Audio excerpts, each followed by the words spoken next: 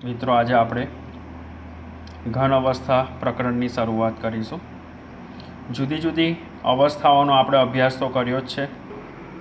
નો જો અભ્યાસ કરવો હોય તો આપણે આપણા ડ્રોઈંગ રૂમનું ઉદાહરણ લઈએ. એ ડ્રોઈંગ રૂમમાં ઘણી બધી વસ્તુઓ હોય છે. જે વસ્તુઓનો અભ્યાસ આપણે અહીંયા કરીએ તો અહીંયા તમને એક પિક્ચર દેખાય છે. એ પિક્ચરમાં સામે એક્વેરિયમ છે, આ બાજુ ટીવી છે, મીન્સ ડ્રોઈંગ રૂમ છે. તો એ ડ્રોઈંગ રૂમમાં એક્વેરિયમમાં પ્રવાહી વસ્તુ આવેલી છે. આજુબાજુ તમે જુદા જુદા શેપમાં ઘન અવસ્થા જોઈ. હવે વાયુઓ તો બધે છે જ કે જેનો આપણે અભ્યાસ અગાઉ કરી ગયા છે. હવે કોઈ પણ પદાર્થની અવસ્થા હોય તો એ અવસ્થાને આપણે 3 રીતે વર્ગીકૃત કરી શકીએ. એમાં એક વાયુ, બીજું પ્રવાહી અને ત્રીજું ઘન. વાયુ, પ્રવાહી અને ઘન તેમાં આપણે જોઈએ તો આ જે વાયુ અવસ્થા છે એ વાયુ અવસ્થામાં ઘટક કણોને ફરવા માટે વધારે જગ્યા મળી રહે છે. જ્યારે બીજી અવસ્થા લઈએ તો એ પ્રવાહી અવસ્થા છે, જ્યાં ઘટક કણોને ફરવા માટેનું જે ક્ષેત્ર છે એ ઘટી જાય છે. અને ત્રીજી જે અવસ્થા છે એ ત્રીજી અવસ્થા ઘન અવસ્થા છે કે જેમાં પરમાણુઓની ચોક્કસ ગોઠવણી રહેલી છે. જે અહીંયા દર્શાવે છે કે પરમાણુઓ પોતાની જગ્યા પર જ આંદોલિત થાય છે. બીજા શબ્દોમાં આપણે કહીએ તો એ કંપન પામે છે. એટલે એની અંદર જડતાનો ગુણધર્મ રહેલો છે, જે આપણને પ્રસ્તાવનામાં જડતાની વ્યાખ્યા આપેલી છે. એ વ્યાખ્યા આપણે અહીંયા જોઈએ તો જડતા શબ્દ સમજવા માટે આપણે અહીંયા વ્યાખ્યા આપેલી છે કે ઘન પદાર્થના ઘટક કણોના સ્થાન નિશ્ચિત હોય છે અને તેમના સરેરાશ સ્થાનની આસપાસ આંદોલન કરે છે. જે અગાઉ આપણે આગળ લેપટોપ પર જે પિક્ચર હતું એમાં જોઈ ગયા. તો આ બાબત ઘન પદાર્થની જડતા અથવા તો દ્રઢતા સમજાવે છે. હવે જડતા કે દ્રઢતા માટે જવાબદાર ગુણધર્મ કયા છે? તો કે ઘટક કણોના સ્વભાવ અને તેમની વચ્ચે પ્રવર્તતા બંધન બળો એ જડતા માટે જવાબદાર છે. અને જેથી કરીને તેમના બંધારણનો એક ચોક્કસ ગુણધર્મ ત્યાં જોવા મળે છે. એના માટે શબ્દ વાપર્યો છે કે બંધારણ અને ગુણધર્મ વચ્ચે સહસંબંધ ઈચ્છિત ગુણધર્મવાળા નવા ઘન પદાર્થ મેળવવા માટે પણ એ મદદરૂપ થાય છે. તો આમ આપણે અહીંયા જે ટેક્સ્ટબુક આપી છે એમાં ઘન પદાર્થથી ચાલુ કરી અને અહીંયા સુધી જઈએ તો મદદરૂપ થાય છે. તો એ ત્યાં જડતાની સમજૂતી આપી છે. તો જડતા અથવા દ્રઢતા એટલે શું, એવો પ્રશ્ન તો ન પૂછાય, પરંતુ એના પરથી એના ગુણધર્મ અને કોઈ એક અવસ્થા આપેલી હોય તેના પરથી તમારે એ ગુણધર્મ સમજવાનો છે. એટલા માટે આ પ્રશ્ન MCQમાં આવી શકે છે. હવે આ એક ઘન પદાર્થ છે તમારી સામે. એ ઘન પદાર્થને ચોક્કસ shape, volume, inability two flow, ઇનકોમ્પ્રેસિબિલિટી અને રિજિડ એવા શબ્દોનો ઉપયોગ કર્યો છે. એટલે એનો મતલબ એવો છે કે એને ચોક્કસ આકાર અને કદ હોય છે. એ વહનશીલતાનો ગુણધર્મ ધરાવતો નથી. એને દબાણપૂર્વક દબાવી શકાતો નથી. અને એ રિજિડ એટલે કે ચોક્કસ રીતે રહેલો છે, ચોક્કસ શેપ ધરાવે છે. હવે ત્યાર પછી આપણે આગળ જઈએ તો અહીંયા 3 અવસ્થા એકબીજામાં પરિવર્તનશીલ છે એ સમજાયું છે. તો તમને ખબર છે કે જો વાયુ અવસ્થા હોય એના પર દબાણ વધારવામાં આવે, તાપમાન ઘટાડવામાં આવે તો વાયુમાંથી પ્રવાહી, હજુ તાપમાન આપણે ઘટાડતા જઈએ તો વાયુ પ્રવાહીમાં કન્વર્ટ થાય અને પ્રવાહી એ ઘનમાં કન્વર્ટ થાય છે. તો આપણે ઉદાહરણ લઈએ, ભેજવાળી હવા ઠંડી પડે છે, પાણીમાં કન્વર્ટ થાય અને એને ફ્રીઝમાં મૂકીએ તો એ બરફમાં કન્વર્ટ થાય છે, જે આપણે 11મા ધોરણમાં જોઈ ગયા છે. હવે જડતા દ્રઢતા પછી બીજો એક શબ્દ સમજવાનો છે, દ્રવ, કે જેને આપણે ઇંગ્લિશમાં કહીએ છીએ ફ્લુઇડ.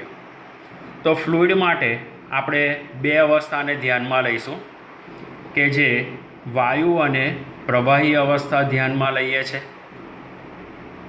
તમને અગાઉ કીધું એ પ્રમાણે ઘન પદાર્થ પોતાની જગ્યા પર જ કંપન પામે છે, જુઓ, રાઈટ, પોતાની અવસ્થા એ છોડતો નથી.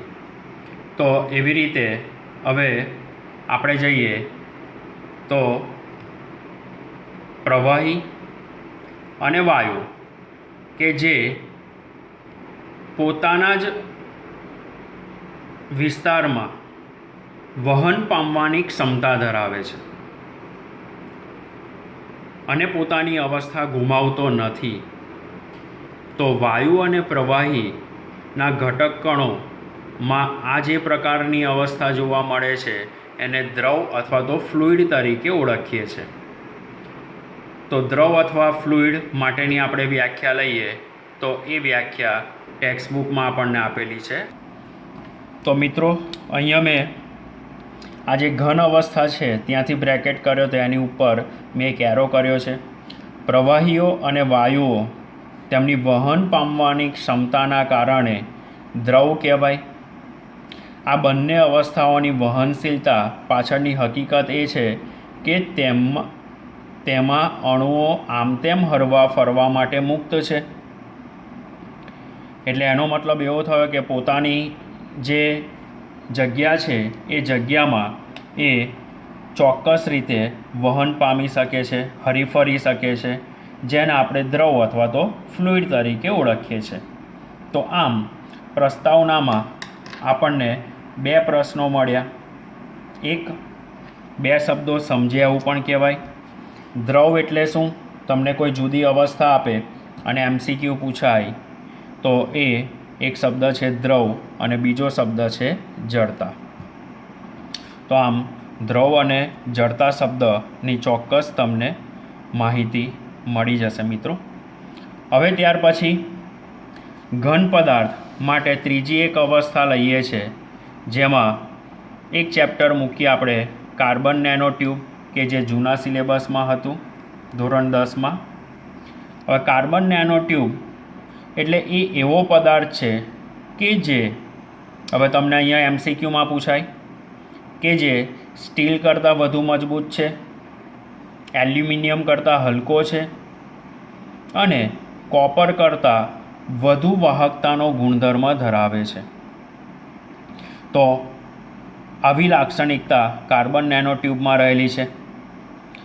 આવા પદાર્થો વિજ્ઞાન અને સમાજના ભાવિ વિકાસમાં વિસ્તૃત ભૂમિકા ભજવી શકે અને ભવિષ્યમાં કેટલાક પદાર્થો છે એનું સ્થાન પણ આ કાર્બન નેનો ટ્યુબ લઈ શકે છે. જેમાં એક, જે મેં અહીંયા એરો કર્યો છે, પદાર્થમાં ઉચ્ચ તાપમાન સહી શકવાની ક્ષમતા, કે જેને આપણે અતિવાહકો તરીકે લઈએ. ચુંબકીય પદાર્થો કે જે ઉત્તર અને દક્ષિણ ધ્રુવ ભેગા કરીને આપણે બનાવીએ છીએ, જે અગાઉ આપણે જોઈશું. ચુંબકત્વ, પદાર્થમાં જોવા મળતું ચુંબકત્વ એમાં આવશે. ત્યાર પછી અત્યારે તમે જુઓ તો બાયોડિગ્રેડેબલ અને નોન બાયોડિગ્રેડેબલ, એટલે કે જૈવ વિઘટનીય અને જૈવ વિઘટન પામતો ન હોય તેવો પદાર્થ, કે એવા પોલિમરનો પણ સમાવેશ કરીએ છીએ. સર્જિકલ ઇમ્પ્લાન્ટ્સ એટલે આપણે એવું કહીએ કે જો શરીરમાં કોઈ હાડકું તૂટી ગયું હોય અને એની જગ્યાએ, એની અવેજીમાં બીજો કોઈ પદાર્થ મૂકવામાં આવે કે જે એના જેવી જ કાર્ય કરવાની ક્ષમતા ધરાવે, તો એને જુદા જુદા એ પદાર્થોને આપણે સર્જિકલ ઇમ્પ્લાન્ટ એટલે કે શરીર માટે જુદા જુદા ઘટક પદાર્થ કે જે કાર્યરત બની શકે. ત્યાર પછી જૈવ સુસંગતતા પણ અહીંયા સમજાવ્યું છે અને પરિપ્રેક્ષ્ય કે જે હાલમાં અત્યારે ઉપયોગમાં આવતો ખૂબ જ અગત્યનો ઘટક છે. હવે કાર્બન નેનો ટ્યુબની જે રચના છે એ રચના કેવી છે એની સમજૂતી મેળવી લઈએ. આપણી સામે આવા જુદા જુદા 4 પદાર્થોની ત્રિપરિમાણીય રચના આપેલી છે, જેમાં એક ઇન્ટરકેલેશન કમ્પાઉન્ડ મતલબ જેની જુદી જુદી અવસ્થાઓ બકીબોલ, ફુલેરિન્સ, હીરો ગ્રેફાઇટ કે જેની રચના એ જોઈ શકીએ. હીરો ગ્રેફાઇટ આ બકીબોલ છે કે જે આપણને જુદા જુદા તત્વોના સમસ્થાનિકોમાંથી મળે છે. ત્યાર પછી સિરામિક્સ જે સિલિકેટ સંયોજનો ધોરણ 11માં જોઈ ગયા. ત્યાર પછી કેટલાક સિન્થેટિક બાયોપોલિમર્સ કે જેની રચના પણ અહીંયા આપેલી છે. અને ત્યારબાદ લઈએ છે કાર્બન નેનો ટ્યુબ. તો એ કાર્બન નેનો ટ્યુબની રચના અહીંયા સમજાવી છે આપણને. તો આ કાર્બન નેનો ટ્યુબ છે કે જેની ગોઠવણી લાંબા અંતર સુધી એક જેવી જ જોવા મળે છે. અહીંયા 3 ટ્યુબ આપણને દર્શાવવા પ્રયત્ન કર્યો છે. હવે હું એક ટ્યુબ પર તમને ફોકસ કરું તો તમે જુઓ તો આ અલગ અલગ રીતે લાંબા અંતર સુધી એક જ જેવી રચના ધરાવે છે અને એનો ઉપયોગ આપણે જુદા જુદા પદાર્થો તરીકે લઈ શકીએ. એટલે જે અત્યારે મેં તમને ઘન પદાર્થોની અવેજીમાં કેટલાક પદાર્થો વપરાતા થશે એની માહિતી તમને અહીંયા આપવા પ્રયત્ન કર્યો છે. ત્યાર પછી આપણે આ ચેપ્ટરમાં જે પ્રસ્તાવના છે એ પ્રસ્તાવનામાં રહેલા શબ્દો દ્રવ, જડતા અથવા તો દ્રઢતા, ત્યાર પછી કાર્બન નેનો ટ્યુબ અને એની લાક્ષણિકતા વિશે અભ્યાસ કર્યો. હવે ત્યાર પછી સ્ફટિકમય અને અસ્ફટિકમય પદાર્થ એટલે શું એની સમજૂતી પર જઈએ. ચલો હવે આપણે સ્ફટિકમય અને અસ્ફટિકમય ઘન પદાર્થ વચ્ચેનો તફાવત જોઈએ. તો સ્ફટિકમય અને અસ્ફટિકમય ઘન પદાર્થની જે ગોઠવણી છે એની સમજૂતી આપણે પછી લઈએ છીએ. પ્રથમ આપણે એમના ગુણધર્મ જોઈ લઈએ. સ્ફટિકમય અને અસ્ફટિકમય પદાર્થ કેવી રીતે અલગ પાડી શકાય. તો એક તેમના આકારના આધારે. તો સ્ફટિકમય ઘન પદાર્થ એ ચોક્કસ લાક્ષણિક ભૌમિતિક આકાર ધરાવે છે. અસ્ફટિકમય ઘન પદાર્થ એ અનિયમિત આકાર ધરાવે છે. સ્ફટિકમય ઘન પદાર્થના ગલનબિંદુ લઈએ તો એ ચોક્કસ અને લાક્ષણિક તાપમાને પીગળે છે. જ્યારે અસ્ફટિકમય ઘન પદાર્થમાં લઈએ તો તાપમાનના ગાળામાં એટલે કે કોઈ ચોક્કસ રેન્જ આપેલી હોય. દાખલા તરીકે આ કોઈ પદાર્થ છે, ઉદાહરણ આપું છું, આ કોઈ પદાર્થ છે જેનું પીગલન 5 થી 7 ડિગ્રી સેલ્સિયસની વચ્ચે થશે. એટલે એનો મતલબ એવો થયો કે એ અસ્ફટિકમય થશે. જ્યારે હું એવું કહું કે કોઈ એક પદાર્થ છે કે જેનું પીગલન એક્ઝેક્ટ x તાપમાને થાય છે તો એનો મતલબ એવો થયો કે એ સ્ફટિકમય પદાર્થ છે. ત્યાર પછી સ્ફટિકમય પદાર્થ ચિરાડ, ક્લેવેજ અથવા ગુણધર્મ એટલે કે જ્યારે તીક્ષ્ણ ધારવાળા સાધન વડે કાપવામાં આવે ત્યારે તે 2 ભાગમાં વિભાજિત થાય અને નવી ઉત્પન્ન થયેલી સપાટી સાદી અને સુંવાળી હોય છે. તો આના માટે એક ઉદાહરણ તમને આપું. ઉદાહરણ તરીકે આપણે લઈએ તો દૂધીનો હલવો. એ દૂધીના હલવાને આપણે ચપ્પા વડે કાપીએ છીએ, તો દૂધીના હલવાની ઉપરની જે સપાટી છે એવી જ સપાટી કાપ્યા પછી પણ આપણને મળશે. એટલે દૂધીના હલવાના ચકતાને આપણે પીસને કોઈ પણ બાજુથી ફેરવીએ તો જેવી સપાટી ઉપરની બાજુ છે એવી જ સપાટી બધી બાજુ જોવા મળશે. હવે આપણે એટલે અહીંયા ગાડી હું લખું છું ઉદાહરણ તરીકે હલવો. હવે ત્યાર પછી અસ્ફટિકમય ઘન પદાર્થ પર જઈએ. જ્યારે તીક્ષ્ણ એટલે કે ધારવાળા સાધન વડે અસ્ફટિકમય ઘન પદાર્થને કાપવામાં આવે ત્યારે એ બે અનિયમિત સપાટીવાળા ભાગમાં વિભાજિત થઈ જાય છે. અનિયમિત સપાટીવાળો ભાગ એટલે એના માટે હું તમને ઉદાહરણ આપું થર્મોકોલ. તો જે થર્મોકોલ છે એ થર્મોકોલની સીટ પહેલાં તો કોમ્પ્રેસ કરેલી હોય છે, એટલે એ ઉપરની સપાટી એની સુંવાળી જોવા મળશે. પણ જ્યારે થર્મોકોલની સીટને તમે ચપ્પા વડે કાપતા જાઓ ત્યાર પછી જે નવો મળતો જે ભાગ છે એ પહેલાં જેવો સુંવાળો જોવા મળશે નહીં. એટલે કે એ બે ભાગમાં વિભાજિત થઈ જશે. ત્યાર પછી ગલન ઉષ્મા. તો સ્ફટિકમય ઘન પદાર્થ એ નિશ્ચિત અને લાક્ષણિક ગલન ઉષ્મા ધરાવે છે અને અસ્ફટિકમય ઘન પદાર્થની ગલન ઉષ્મા એ નિશ્ચિત હોતી નથી. હવે એક શબ્દ આવે છે વિષમદૈશિકતા.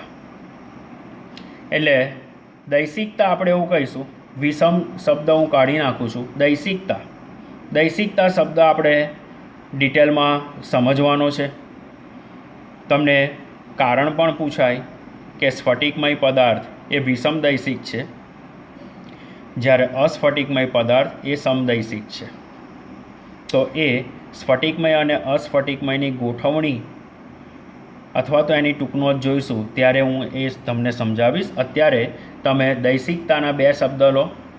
એક સ્ફટિકમય પદાર્થ એ વિષમદૈશિક છે અને અસ્ફટિકમય પદાર્થ એ સમદૈશિક છે. એમનો સ્વભાવ, પ્રકૃતિ. તો સ્ફટિકમય ઘન પદાર્થ એ સાચા ઘન પદાર્થો છે, જ્યારે અસ્ફટિકમય પદાર્થ એ આભાસી ઘન પદાર્થ એટલે કે ઘન પદાર્થ છે એવો આભાસ કરે છે, જે અતિશીત પ્રવાહી પદાર્થ તરીકે પણ ઓળખાય છે. ત્યાર પછી ઘટક કણોની ગોઠવણીનો ક્રમ. તો ત્યાં લાંબા વિસ્તાર સુધી એક જ સરખી ગોઠવણી, જે મેં તમને અત્યારે અગાઉ કાર્બન નેનો ટ્યુબમાં સમજાવવા પ્રયત્ન કર્યો. અને અસ્ફટિકમય ઘન પદાર્થ એ ફક્ત ટૂંકા વિસ્તારમાં ઘટક કણો ગોઠવાયેલા હોય છે અને સ્ફટિકમય જેવી રચના ધારણ કરવા પ્રયત્ન કરે છે. તો આમ 2 માર્કનો પ્રશ્ન અહીંયા ગાડી કમ્પ્લીટ થયો કે સ્ફટિકમય અને અસ્ફટિકમય ઘન પદાર્થો વચ્ચેનો તફાવત ગુણધર્મના આધારે સ્પષ્ટ કરો. હવે ત્યાર પછી સ્ફટિકમય અને અસ્ફટિકમય ઘન પદાર્થની ટૂંકનોંધ પર જઈએ અને પછી તેમાં આવતા કેટલાક ટૂંકા પ્રશ્નોની સમજૂતી મેળવીએ.